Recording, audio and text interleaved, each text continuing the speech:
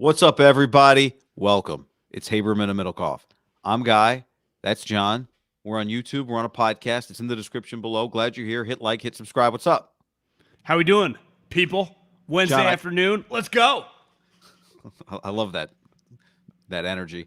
I thought I would start the show off today with a quick little trivia question that I think will set the tone for our Trey Lance and even our Draymond Green discussion.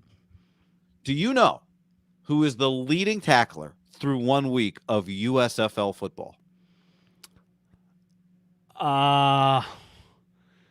Good question. I saw a headline that Doug Peterson attended a USFL game. His son is a quarterback.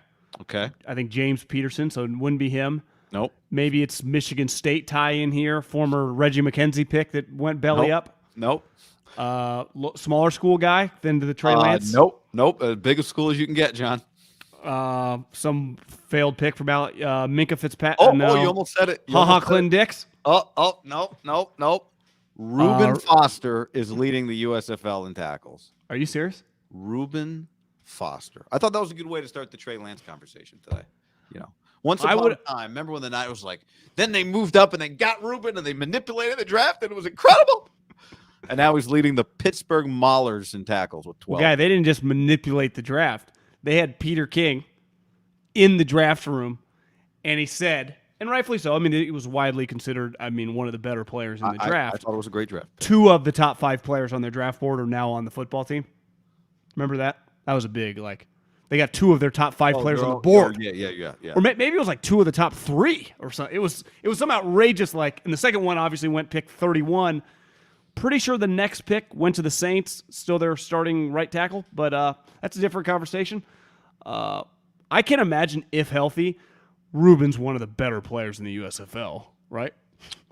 It's 9 solo. He's the best tackler in the league right now. So, but don't you think, just if Reuben Foster's healthy, he might might be many first-round picks who actually, when people watch him, went oh yeah, pretty good player in the NFL, right? His rookie year. I wonder what that nurse thinks that he screamed at. Or the person who discovered that he'd snuck somebody into his hotel room after an issue with that person. Yeah, that was a problem. With the 49ers. So, John, a lot going on. This morning, we had the first piece of Trey Lance news of the day was the story from the tweet from Rap Sheet, Ian Rappaport. I don't know who Adam Rappaport is. Ian Rappaport. That's not the Barstool golf writer, right? No, it's Daniel Rappaport. Daniel, yeah. Ian Rappaport. Niners have received inquiries. Several teams looking into potential trade for Trey Lance. Conversation have been the result of the Niners fielding calls, not making them. Teams are aware that Brock Purdy is likely the future starter. Apparently, Florio said they talked about him with the Vikings at the Combine. Lock and Forrest said, just to be clear, they're hoping against hope that some team is willing to give them something, any sort of value for Trey. There's no teams clamoring for him. It's the opposite. They hope someone solves their problem for them. Anyway, so you think the Niners are really interested in trading Trey Lance? Well, let's just ask a question before we even get there.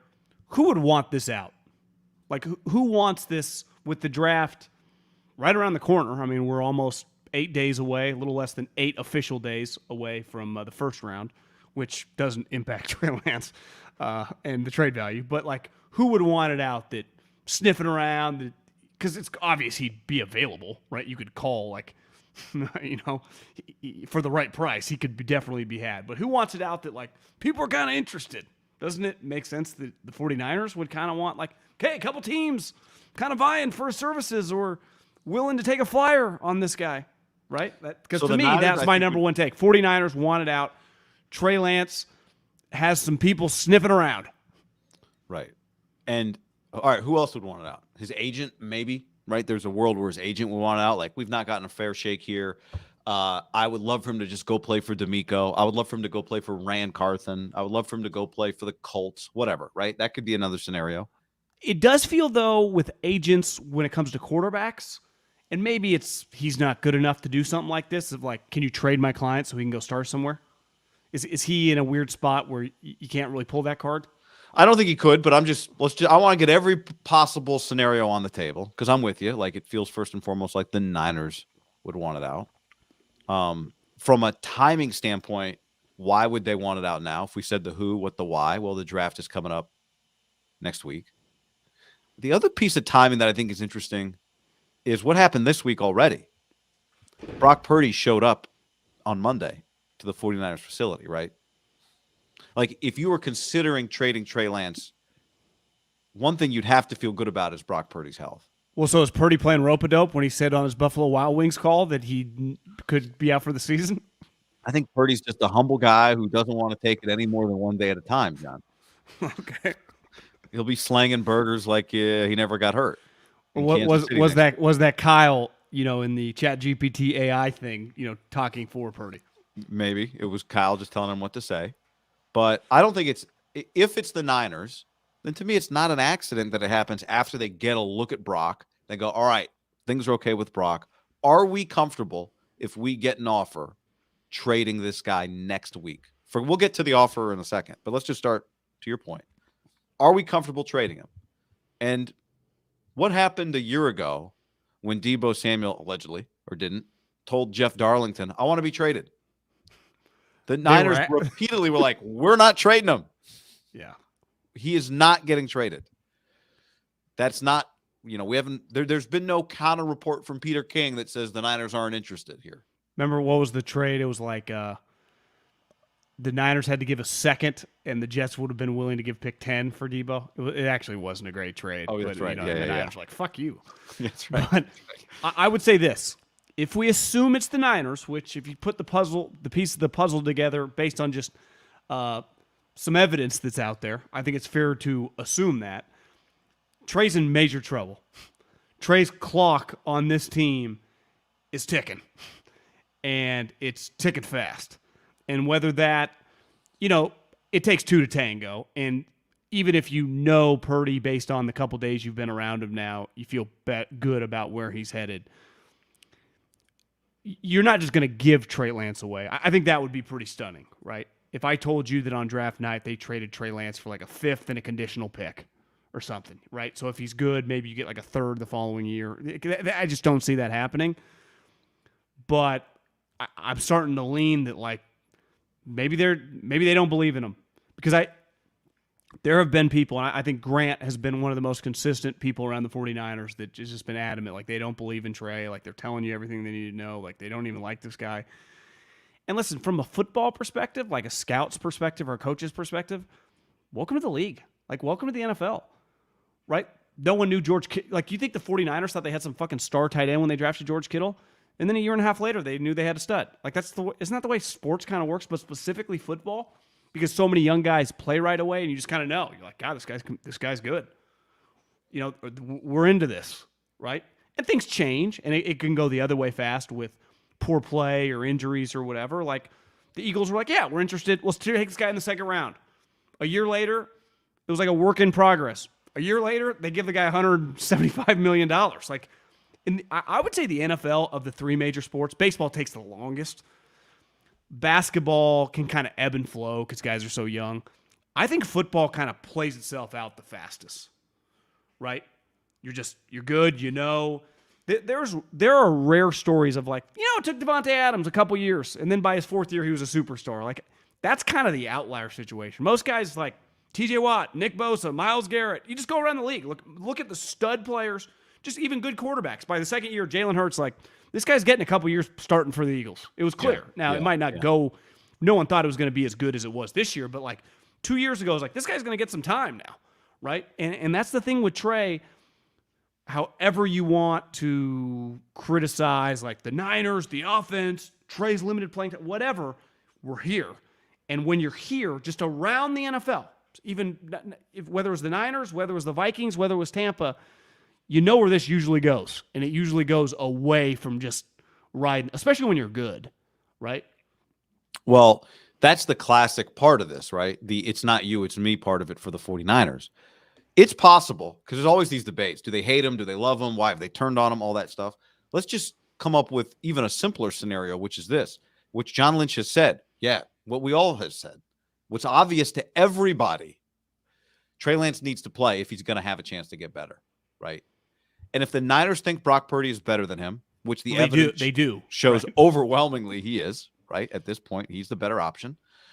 And they've admitted that they think that too. Like, that's right. We've seen it, and they've said we think that. That's right. So if they're looking at it like, okay, how could Trey Lance be good?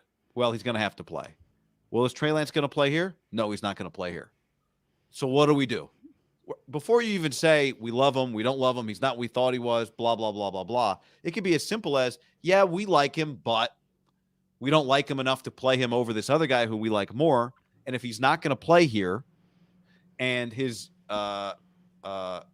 fifth-year option is not something we're going to pick up after the season, if we no longer view him like he could be the future quarterback, then his value will never be as high as it is today. It will only decline the less he plays for us. Now, we talked about it. Like, what is it about this now that changes the perspective of holding on to him until October? Because that's something we've talked about. It like, to me, it is risky.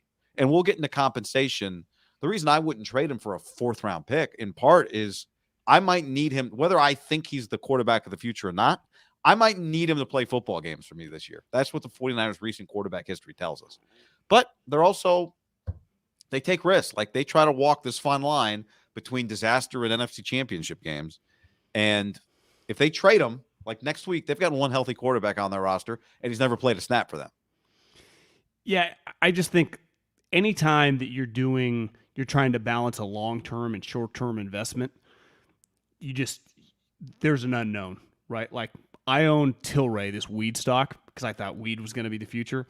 It's not. It's struggled. It's a Canadian company. It's a disaster. Well, I'm in for about $60,000, but when you look at my brokerage account, it shows that the pot is it was like $18,000. So I'm minus, This is a savings account. a lot of money, a lot of money. So right now, if you put a gun to my head and I had to have the $18,000, I would have to sell it and I would lose whatever, $38,000. Right? But who knows? Maybe I write it out and I get it all back and I break even. What if it quadruples? I don't know. But like, there's just unknown. But that's part of, like, you can ride this thing out and it can get worse. Because if he gets beat out for Sam Darnold, that value of what it is today, which is still level some hope, some optimism, the future, immediately gets cut in half. So there's always a balance to playing that, and that's just part of life. And I don't care whether you're investing in stocks, whether you're drafting football players, whether you invest in fucking real estate. Like, you're going to win some, you're going to lose some. And you don't really know till certain things play out. And part of it is, I think there's an element, luck is probably the wrong way to put it, but like, if they have an offer on the table right now, let's just say for a fourth-round pick, they might look back in a year at the trade deadline like, we should have taken that, right? And it's fair to go like, I'm going to ride this out and see where it goes.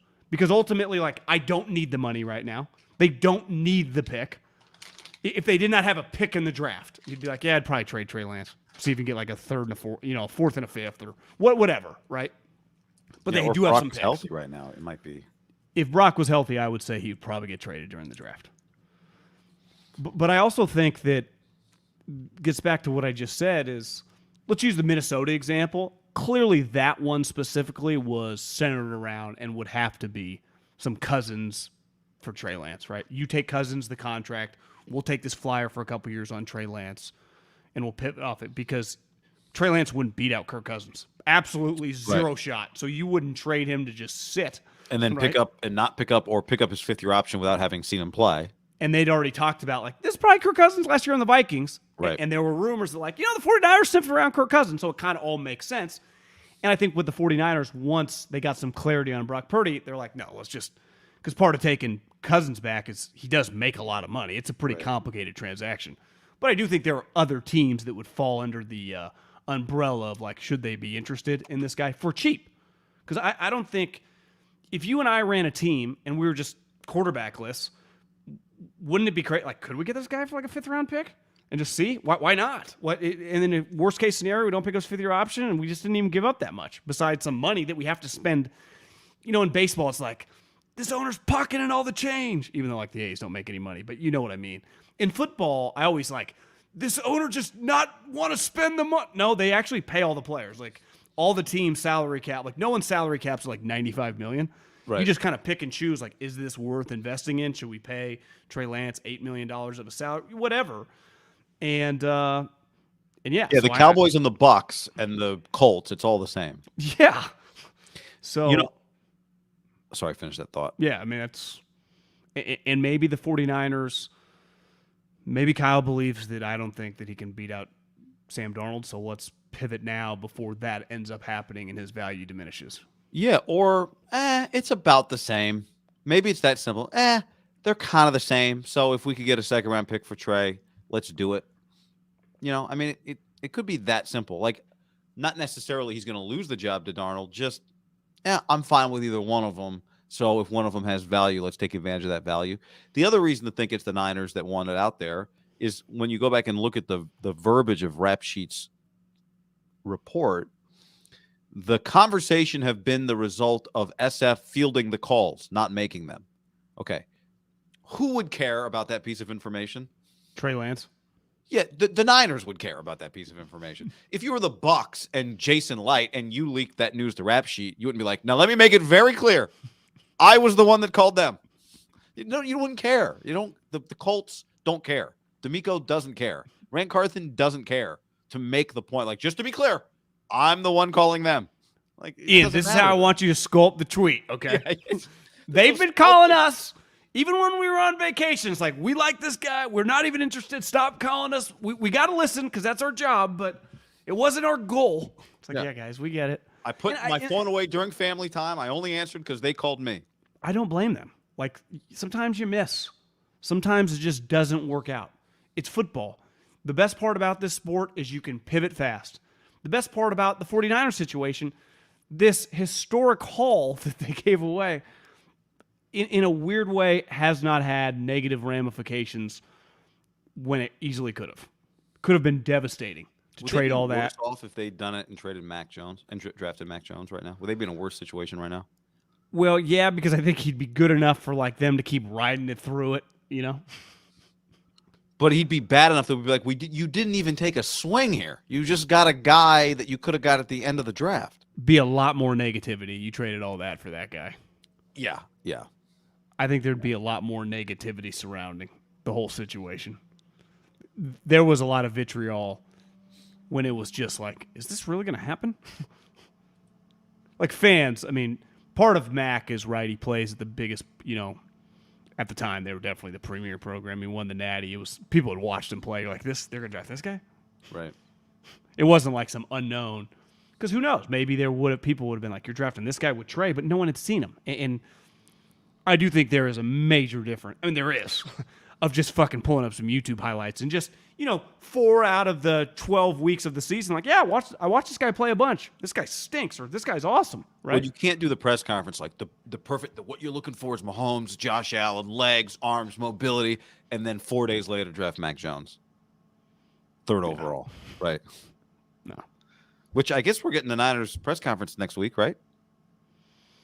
At least the John Lynch presser next week, Monday. And usually Kyle's with him, but who knows? That's the one risky part.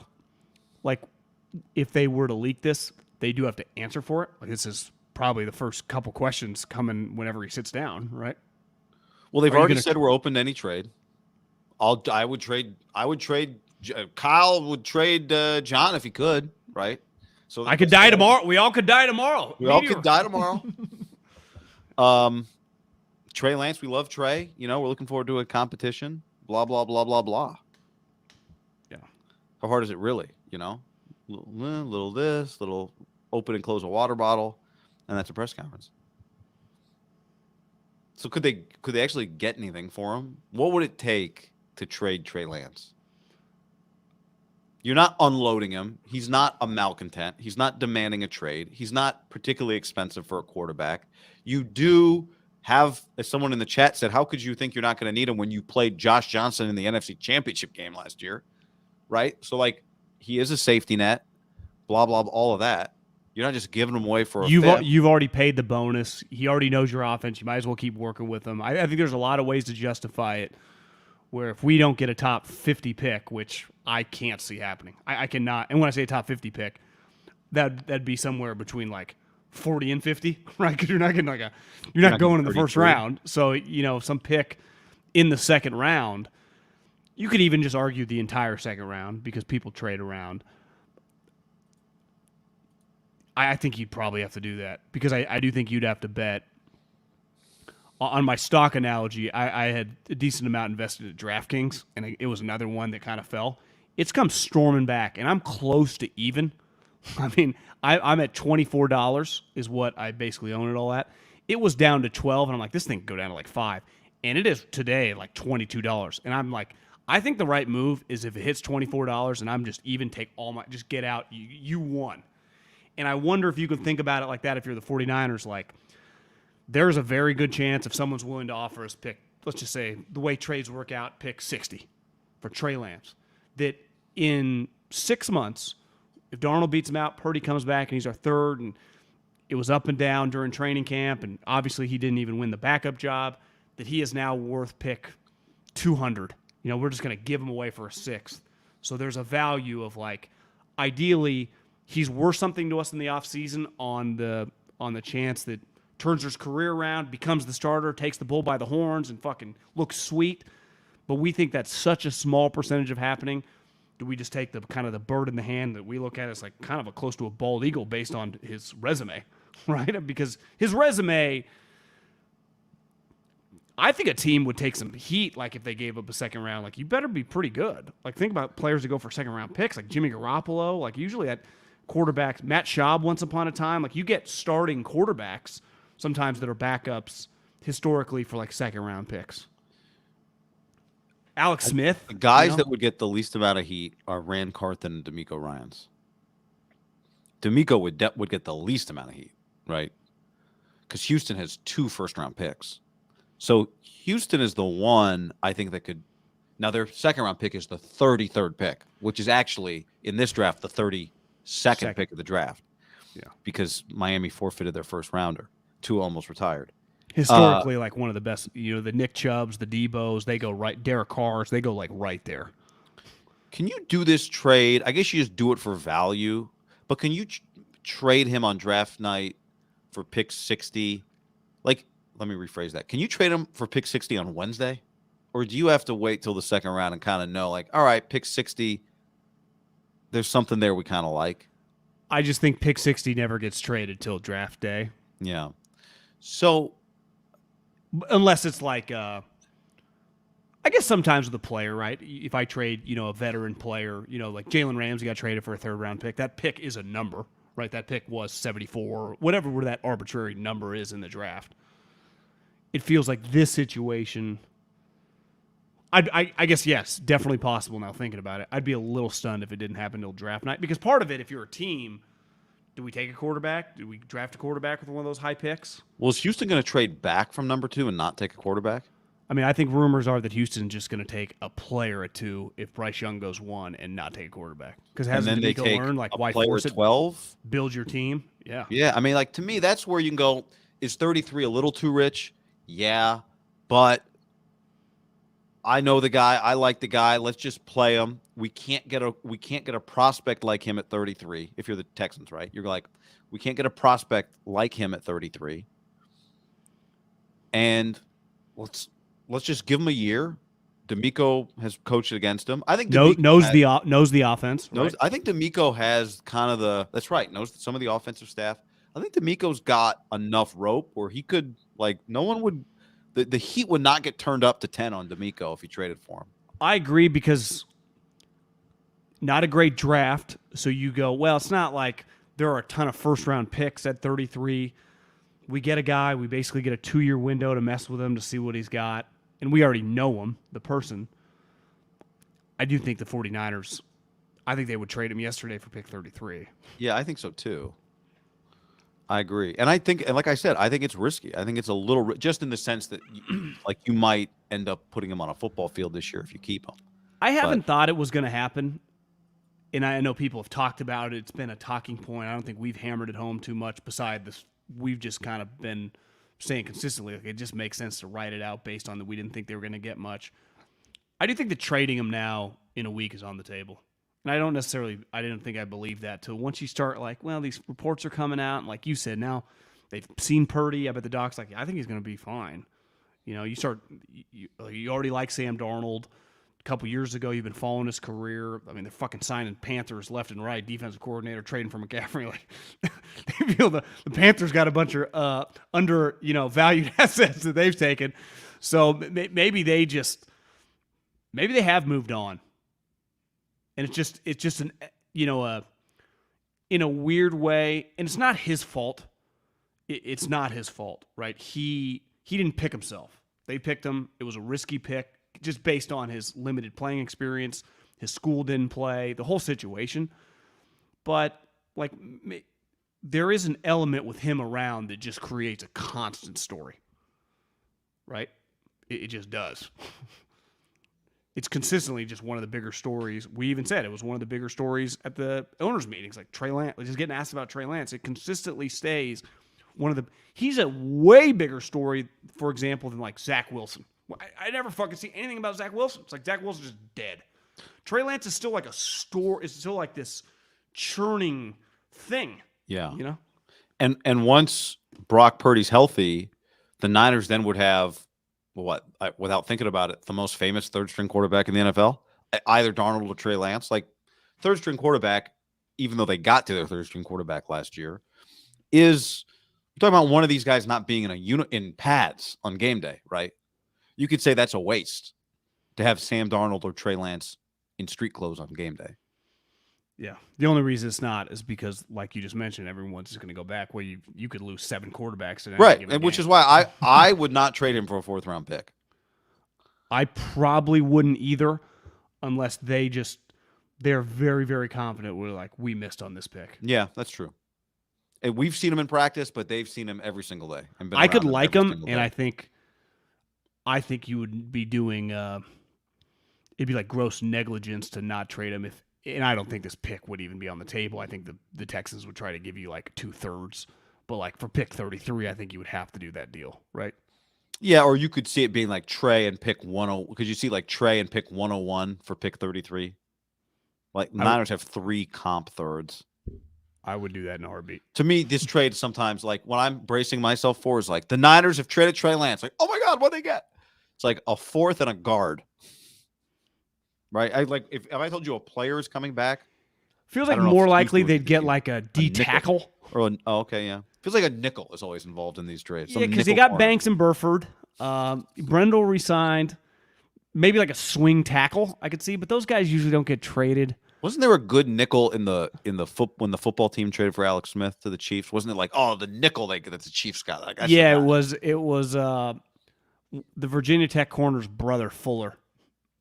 Yeah, they traded Alex Smith in like a second, and they got back a second in Fuller or something. Yeah. And Veach was like, we love this nickel since he was a sophomore in college. It's always a nickel in these trades. I love it when you trade for a player and it's like, we loved him coming out. We've been eyeballing this guy for 7 years. GMs love saying that. Like, we've been keeping our eye on this guy. We loved him.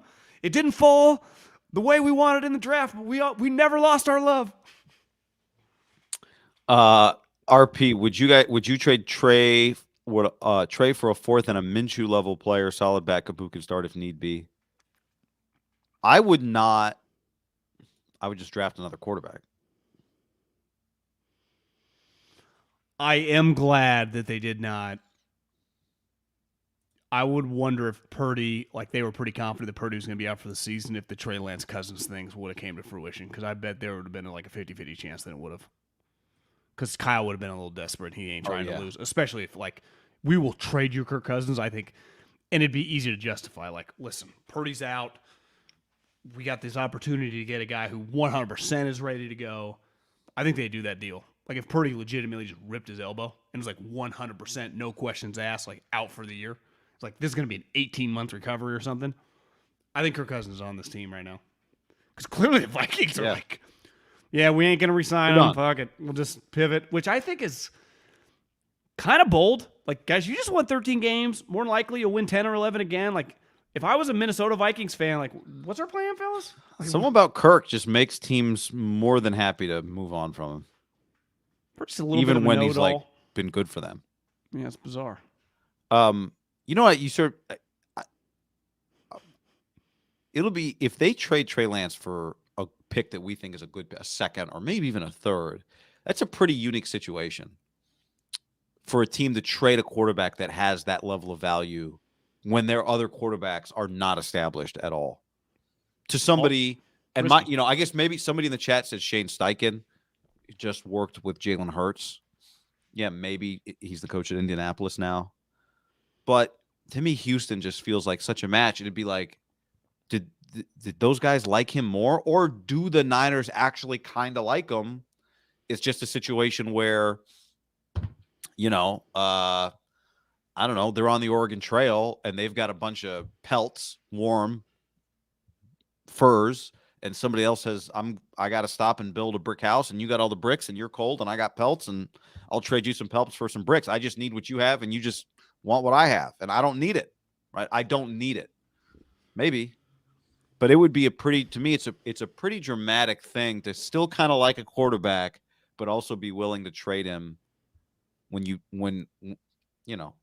guy, and we love Brock Purdy here. I mean, it was undeniable how good he was last year, but he is a guy who's played half a season. Forget that he's a 7th round pick too. I mean, if he was a 3rd round pick, he's a guy that's played half a season coming off an elbow surgery. Yeah. It's just this is a pretty wild situation. Well, everything they're doing they're in a risky situation because they don't have an established thing, But it's kind of the NFL. Eagles break off Jalen. Now it's harder to build a team, right? I mean, they think they lose a bunch of guys this offseason because obviously they got to invest in the court. Like, it's just part of the league. A lot of moves are risky. It's just when you have a good coach, when you have good nucleus, you just think that you'll be able to overcome it. And the Niners are really testing this theory out. But I also think that they justify it like, we'd be no loss if Trey started 17 games. Like, he could not be good. And if they were to trade him, I think they would be acknowledging that they believe that he's just not good enough. Yeah. Been a wild story. I mean, I think the two main themes of this today, of Draymond and Trey, the cool part about sports, like, you can't make some of this shit up. I mean, you can't make up the 49ers making that historic trade, the biggest trade they've ever made in franchise history, and now almost, I guess this would be 3 drafts away, right? He was drafted. He was in a draft, then there was a draft, and then this will be the next draft. The way it's kind of played out in the situation where you're sitting, you can't make it up. You can't make. If I would have told you Draymond Green got suspended, you would have been like, God, did he fucking swing at someone on the Kings? No, he actually kicked. It's the best part. It's the one pitch that sports has over everything. It's like all the time new shit happens. You're like, God damn, didn't see that coming. I tell you that, if I just told you last year, you know what, Trey Lance is on the Texans with DeMeco Ryans coaching them 2 years ago, you're like, what? Draymond got suspended is not the most unbelievable thing you could suggest. No, it's not. But if you would have been like, well, how did he get suspended? Oh, yeah, did he shove a guy to the ground? Did he stomp him in his chest? Did he grab a fan by the neck? Did he, podcast at halftime talking a bunch of shit? I don't know. You could have had 18 different outcomes that would not have been foot to the sternum. Yeah. Chest cavity. Right. How did he end up? How he went. Although. Then he called the entire crowd pussies, which I enjoyed. But yeah, someone had a still shot of Adam Silver sitting watching it, and he looked pretty angry, seething. Yeah. Yeah. I think to finish your scenario on Trey, as wild as it is, and have all that stuff happen, and the team not only not implode but somehow thrive. Right, when you miss on the 3rd overall pick, it usually sets you back. So how do you get another quarterback? We talk about it all the time. It is so hard to get these guys. But I think good organizations, you get a lot of credit for missing and moving. Miss and move, right? The Eagles doubled down on Carson Wentz, gave him a ton of money. A couple years later, they had pivoted, no problem, and they got a sweet quarterback. Yeah. The Chiefs drafted this 1st-round running back, Clyde. It just doesn't work out. Within a couple years, they win a Super Bowl with fucking 7th-round Pacheco. And he looks like, God damn, this guy's leading rusher next year? It's just the best part about the NFL. It is of the sports the easiest just to pivot because you can just hit on random draft picks. You just can get random practice squad guys that can become solid starters. It's just guys just kind of come. There's just randos everywhere always. You just got to find a couple of them a year. John on the stream says 4 out of 6 years with Kyle Shanahan, we've played 3 QBs. It's the norm now.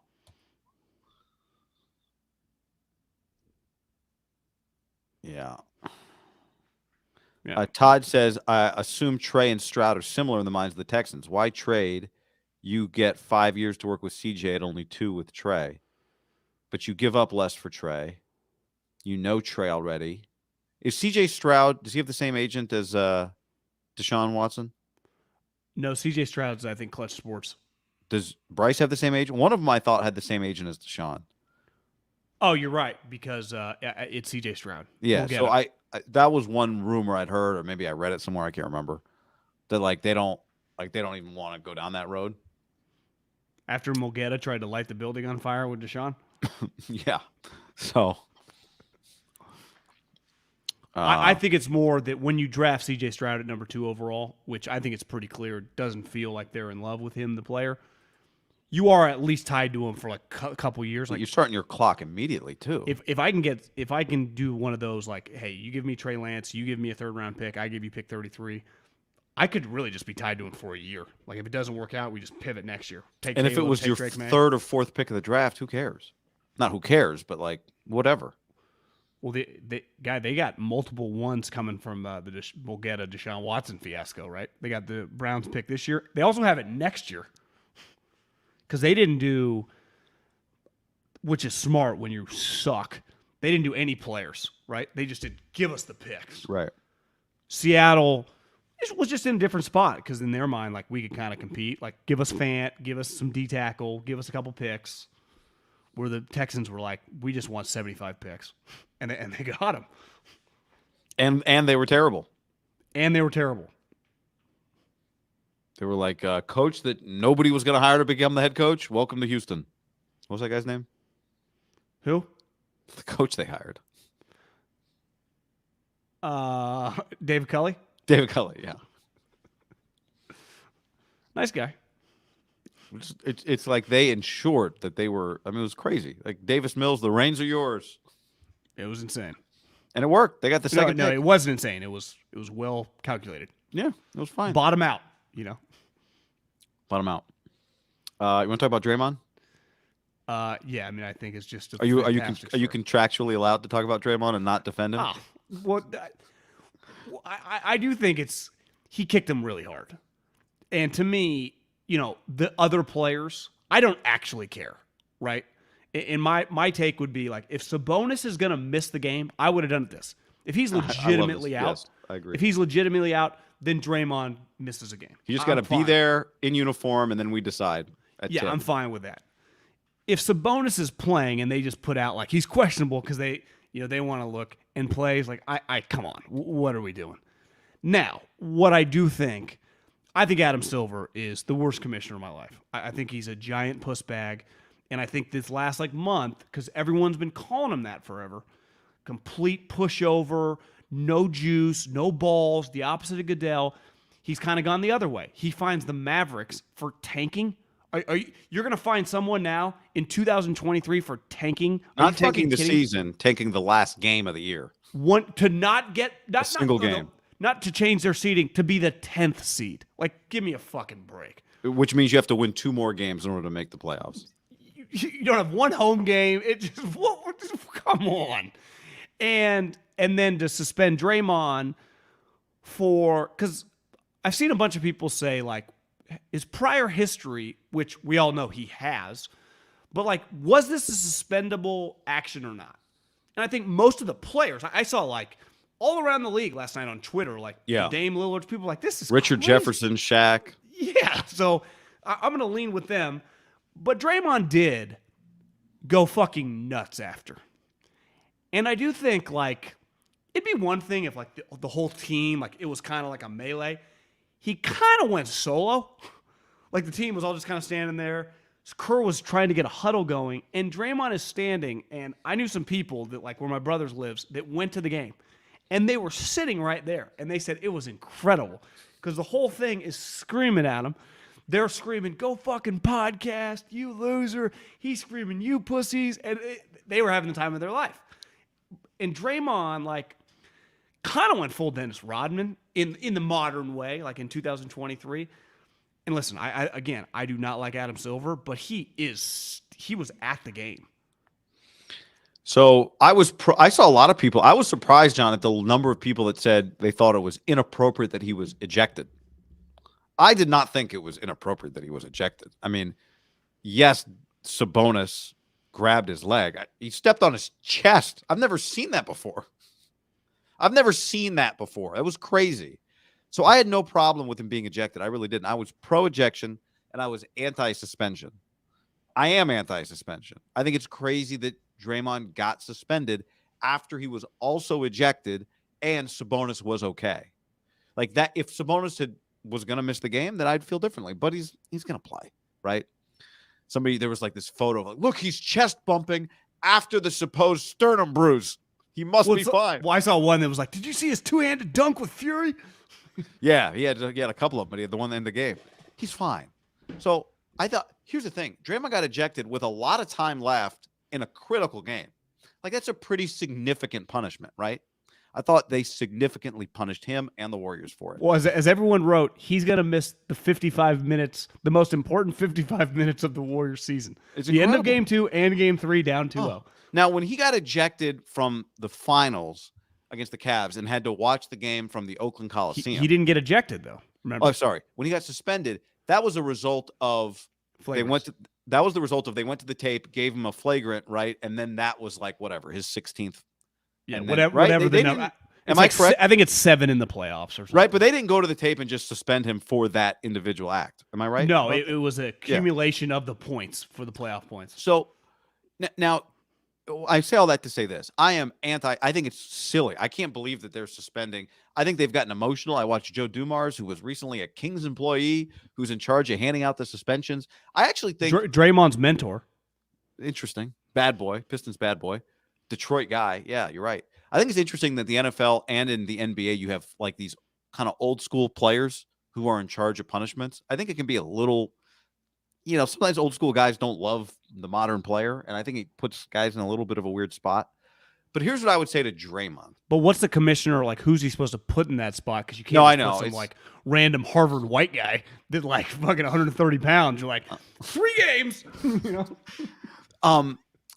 I don't think he should have been suspended. I think the NBA got emotional about it, emotional about prior history, emotional about what you said, the way he acted after the act, which is not a suspendable offense, not in professional sports.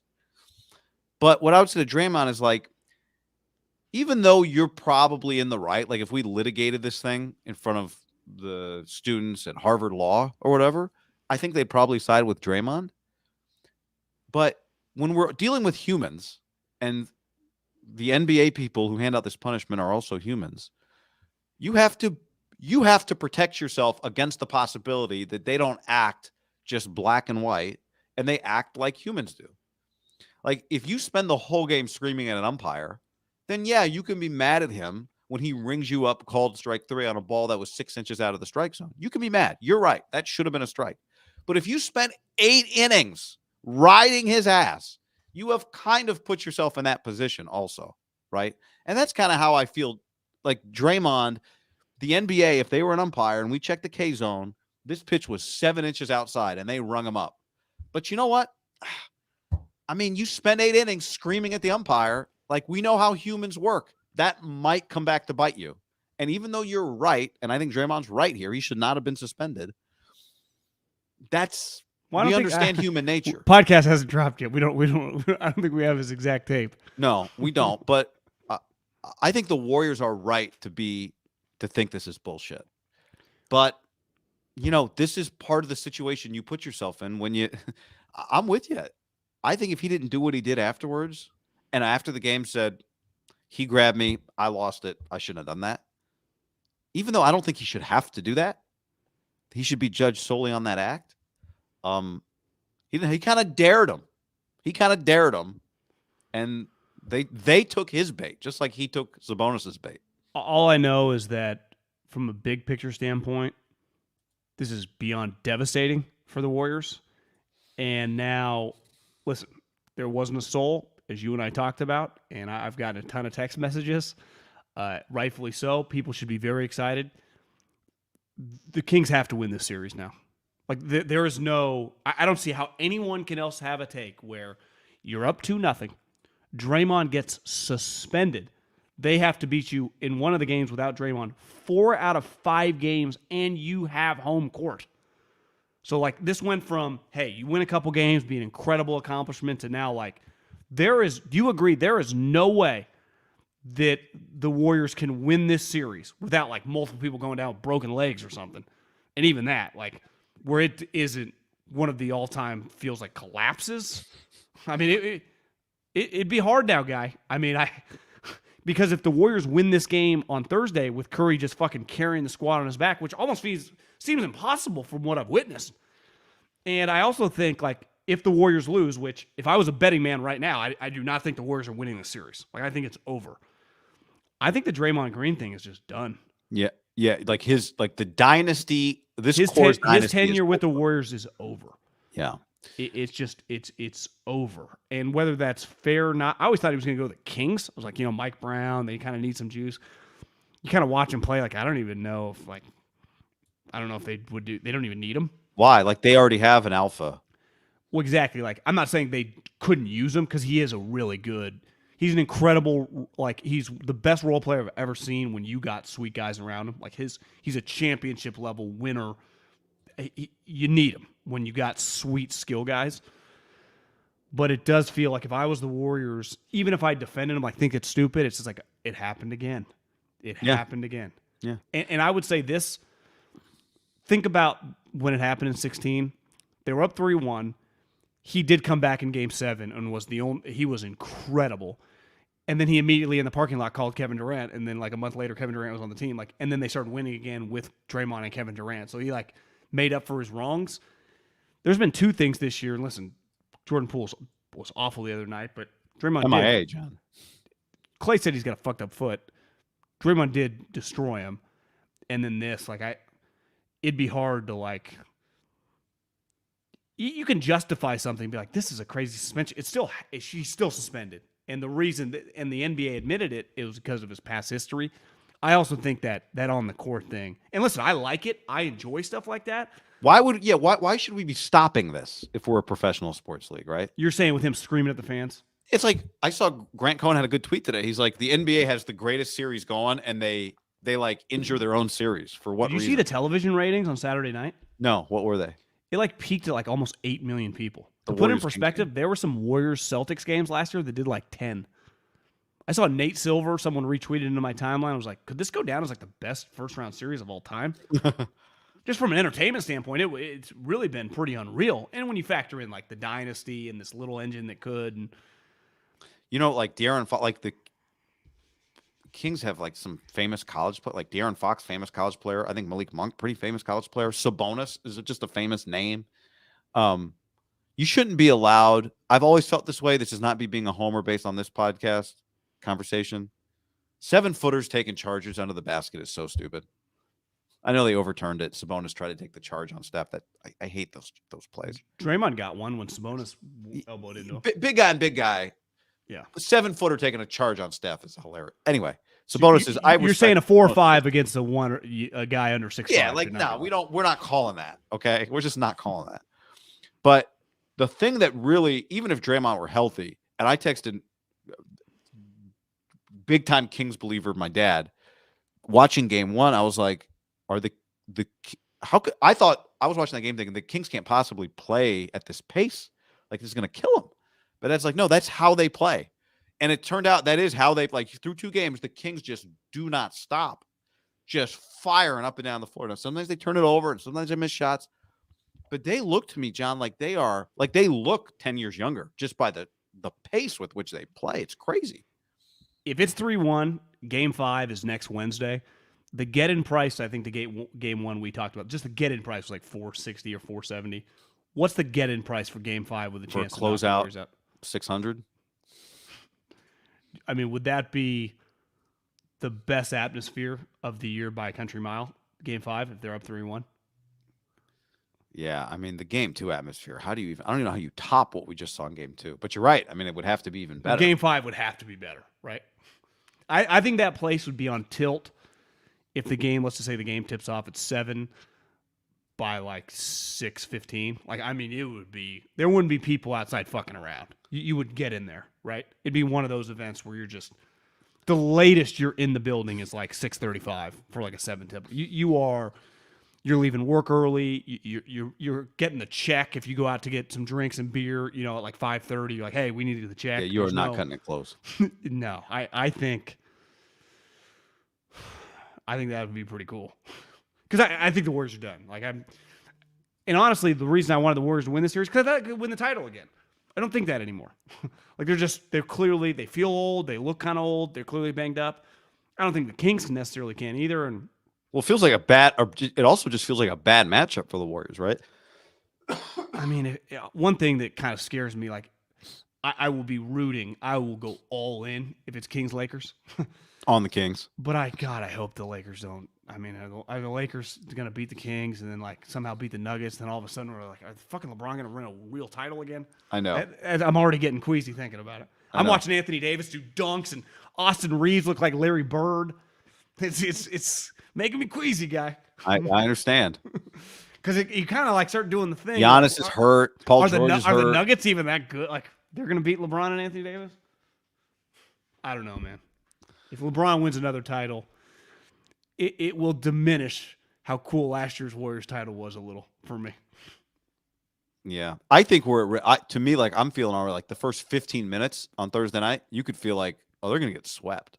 You know what I mean? Like the Kings, I was texting with our buddy John Dickinson today. He told me the Kings have a better road record than home record. Like they've been the best road team in the league. Yeah. So like if they don't come out and look kind of intimidated by the crowd, and they're playing with the Warriors the same way they did game 1 and 2. Like this feels the Warriors to me need to be out to like a 28-10 start and just put the game away. Otherwise, they are in sweep. Because if they lose game 3, they are not winning game 4. Like they're getting swept. Can I give you another little theory I just thought of? Because it's clearly like I do think the Lakers are going to win that series. Their play later tonight, and if they win, they'd be up 2-0 going home. Even if they lost, like they're in pretty good shape as long as they stay healthy. It's the playoffs. It'd be round 2. It would be fucking berserk. The Kings have home court. I think the animosity toward like the Warriors, just right down the road, how cool they are. We've been a joke. Our owner came from them. It was just kind of built in. I mean, the Lakers thing is 20 years ago. LeBron and the Kings have zero interaction. Like they have nothing to do with each other. Right? LeBron debuted in Sacramento, guarded by Doug Christie. 03. But you know what I'm saying? Like, I think it's easier, like, if I'm a Kings fan, I want what they have. I'm ending a dynasty. I think it's just a more natural, like, kind of like, I get the hate. Like, I'm not saying that you wouldn't be going nuts if you're at the game. I don't know if it'd quite be the same. It'd be the best crowd in the league still. I'm not trying to diminish anything. I'm just saying this feels more like a true kind of potential rivalry, and like we're ending them than like the Lakers. What do you think? I don't think there's another matchup as good as this. I don't think Warriors-Lakers would feel as good as Warriors-Kings feels. I don't think Warriors-Lakers is right. I agree with you. Okay, 7 million people watch Saturday night because you're watching like, this is incredible. I haven't even watched that much basketball this year. I'm like, this is fucking awesome. And also, I think part of it, the Kings are fun, but also it's like, God, this would be really embarrassing for the Warriors to lose this series. Now, you could argue it shouldn't be they shouldn't be embarrassed, blah, blah, blah, whatever. But it just would be. That right down to Mike Brown just left and he comes back and beats you guys. Just that alone is like not ideal, right? Bob Myers is leaving to go podcast or something? Promo code Bob. I mean, legitimately, like he's just going to quit. I mean, that viral video of the fan with the cowbell right behind Bob Myers, to me, that is as good of internet content as like that. I've watched that video so many times. Like, this is incredible. This is Bob's a true pro, just taking it. It's got to be just, oh my God, shut up. I'd forgotten about the cowbells, honestly. It's been so long since they were relevant. I'd kind of forgotten about what a big part of the story they used to be. That's part of what pissed the Lakers off, right? Is the cowbells. Like Phil Jackson made fun of the Kings fans for it. Yeah.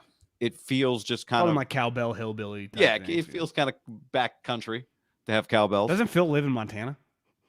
Yeah. I mean, these are his people. But Phil's also, John, when you make $12 million a year as a coach in like 2002, it's just you're not identifying with anybody, Yeah, he was making a lot of coin back then. Jesus, remember that? Fuck yeah. I don't think there was a coach in sports that was like making half as much as him probably in like 2002. I remember one time seeing reading the story when Holmgren left the Packers. They had a contract dispute, went to Seattle, and they gave him a bunch of money. It was like $24 million or something. Yeah, it was like 5 years, $20 million. It was like a historic deal to Mike Holmgren, Super Bowl champion. I mean, the equivalent of that now, right? Gruden, remember, got like $5 million a year from Tampa. Al Davis like, we're not paying him this. What is that number now? I mean, Sean, it's $18-20 million a year. Yeah. Lane Kiffin's making like 9.5 at Ole Miss. Some college, what are some college basketball? What's Mick Cronin's making? Million. 6, 7? More, I think. Yeah. What's Andy Enfield? Maybe not USC. More. Makes decent money. I don't know, probably 6. Few. I mean, yeah, it's just sometimes when you see like Will Clark got 5 for 30 in '93, I was like, Will Clark had to be looking at it like, I am rich as shit. What was the one I saw the other day? Now Jalen just gets like $50 million a year. I was listening to Jason Kelsey, who was on with Russillo, and he's like, I'm very happy my guy got the money, but holy shit, when you just look at the numbers, it's like, that is crazy. Like I'm a pro athlete, and I'm not even in the same stratosphere as that guy. Different universe. I'm going. We can't go on vacation together. No, unless he pays. Yeah. Like he's flying private. Jason Kelsey's not flying private. Probably not. I don't think. Maybe he is. He could, but it's like, Jalen doesn't even think about it. You get on NetJets. Hey, I'll give you $1 million a year for the next 20 years, right? Just give me in the rotation when I need my hours. If I was that rich and could fly private, I would just go places to go places. Saturday, you want to just fucking go somewhere I haven't been. Grand Canyon. I would just like pick random spots. Like, let's just go hit this place up for 24 hours back and forth. Isn't that what the Kardashians did? Didn't one of them get like they flew from like San Dimas to fucking Marina Del Mar? And everyone's like, what are they doing? No, I would like cross state lines, but I understand. I understand. Who has the best water park east of the Mississippi? And you'd be like, let's go there at 1:00 tomorrow. I do shit like that. Right. She you was just treat it like a car, like driving to the corner store. Exactly. She treated it like she wanted to get her nails done, but there's a ton of traffic, so she's got in the plane. I think she was in the air at peak longer than it took to go up or down. Remember that was the thing? It was like a 12-minute flight or something. But she only had to like stay flat at the peak of the flight for like 3 minutes. So it was really it was mostly ascending or descending the entire time. I got you. Yeah. Well, it was literally to get like she went to the best nail salon. It just would have taken an hour and a half with traffic. If you buy a plane, she owns a plane. Yeah. You're just like, well, I know the gas is expensive, but the more I use it, the cheaper it is per flight based on what I paid for this plane, right? So I spent the money, I better use the plane. Yeah, I just think when you have things to your disposal, right? If I told you got this driver, you're paying him no matter what, and you can use him at your disposal to do whatever you want whenever you want, you would just do some things. You're like, wait, what'd you have him do? You're like, I just had him take me to 7-Eleven. You're like, 7-Eleven's like 3 blocks. You could have walked or just rode your bike. I just had James take me to fucking 7-Eleven, and I got Twizzlers, and I came home. Right? You would just do things that people could not comprehend, because that's what people that have things that you don't have, that use them consistently, you can't comprehend what they're doing, yet to them, it's like, yeah, well, I got to use this guy anyway. That's why I don't judge people when they're like, for example, it'd be like, if I lived in the Midwest, if I lived in Indianapolis, but I was the richest person on earth, they'd be like, one thing I heard about Haberman, he gets all his pizza flown in from Tony's Pizzeria in San Francisco, North Beach. What a elitist, just high maintenance prick. Like, yeah, I mean, it's my favorite pizza, and it cost me what it costs you to order from Domino's relative to my wealth, my generational wealth, to just fly in my favorite pizza from San Francisco. So I don't care. Like, I don't just, I like whatever. If you like that pizza and it costs you $25 relative to your wealth to do it, then I got no problem with you doing it. And think of the commerce that you're doing for the other industries. Someone's making money on the travel. Someone's jobs. Making money on the shipping. You're taking care of a small business, Tony's Pizza. It has It's not like you are one of those hoarding the money. Or just fly Tony to you. It's one of those things. Like, I flew him in. He's making me $30,000 to fly him in. He's making everybody pizza. My problem with that would be, as someone who's waned off DoorDash over the years, probably 6 months. Let's pump the brakes. Slowly waned off it. It'd be hard to replicate. It's a long way to go. You probably have to freeze it and then you cook it. Yeah, you might have to fly him to you and just have him bring his oven.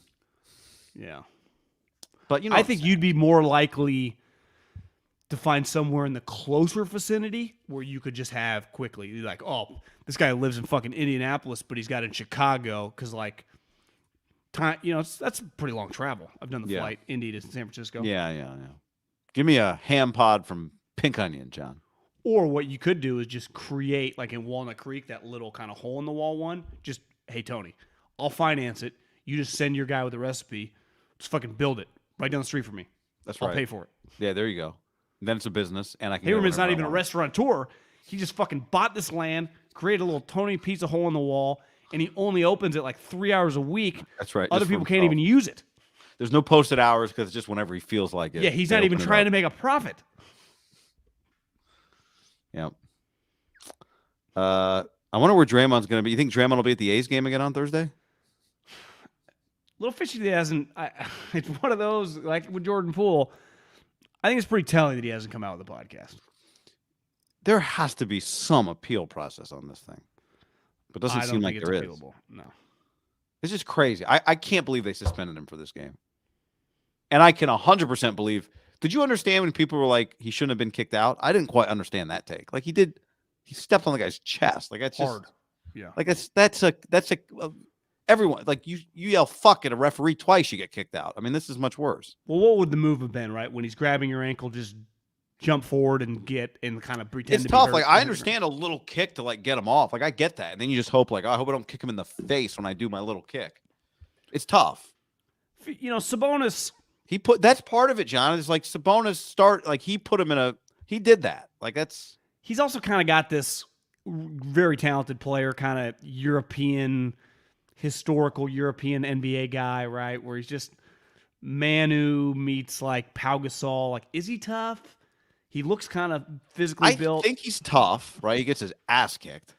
So he bounces off tough, guys. But he also, like, did he flop to put himself on the ground to begin with?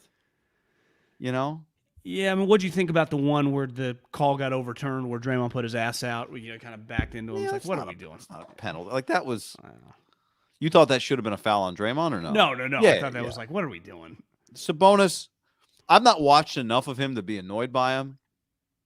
One thing my dad who watches he told me ahead of time. He's like, the one thing with Sabonis, because I said it's a really likable team. He's like, well, Sabonis does spend a lot of time complaining to the referees, which is a classic, European thing. Kings tradition, too. Historical, great Kings team spend a lot of time whining at the refs. Vlade. Can you win the series if you're the Kings and get swept by the Lakers and it's still all cool? I think so. Because you had this moment. Like, you had this, I would say this. If they win this series and then were to beat the Lakers, 17 years is one of the longest runs that we'll ever see in the history of professional sports again. I wouldn't say it's all worth it, but it'd be hard to top that. Yeah. It'd be one of the great comebacks to put to the postseason. It'd be one of the especially the two teams in California that are you just everything. You're kind of not big city, big market, win titles. The greatest ever. Warriors have been doing it longer, obviously, than the Lakers. But. The greatest ever would be the Red Sox being cursed because they sold Babe Ruth to the Yankees, then never winning a championship, then being down 3-0 to the Yankees, then beating the Yankees and winning the World Series. So they all fall in line behind that one. That one can't be topped ever. And this isn't a championship we're talking about here. If they beat the Lakers, if they beat the Warriors and the Lakers, you start thinking, like, are they going to win the championship? They would have decent odds to win the whole thing. Like, they would not be viewed as some little engine that could. I actually think they'll get a lot of respect if they were to sweep the Warriors. People would be like, this team can make a run to the conference finals. Super chat from Corey. If the Cousins Lance rumor is true, wouldn't that mean the end of the Purdy era too? No, I think we talked. It would just been because Purdy would have been out for the season. It would have been a 1-year rental, basically. Yeah. It would have turned into like Kyle getting married again to him. But I'm not ruling out like Brock Purdy. Brock Purdy's, make no mistake, when he's healthy, he is then on the clock for Kyle Shanahan. Yeah. Well, everyone's on the clock till they prove that they're good, right? Yeah, but like he's got to prove he's better than Kirk Cousins because Kirk Cousins is going to be a free agent. Oh, I see what you're saying. I'm just saying, like, oh, yeah. I see what you're saying. He is yeah. Kyle's guy until he's not, and that happens fast. Purdy couldn't just have some shitty season and then not want Kirk Cousins next year.